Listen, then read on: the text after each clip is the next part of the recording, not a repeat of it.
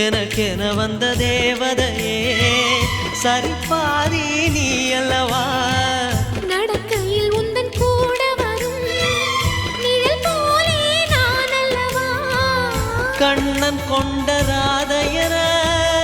ராமன் கொண்ட சீதையர மடி சேர்ந்த பூரதமே மனதில் வீசும் மாருதமே நன்றி சொல்ல உனக்கு வார்த்தை இல்லை எனக்கு நான் தான் மயங்குறேன்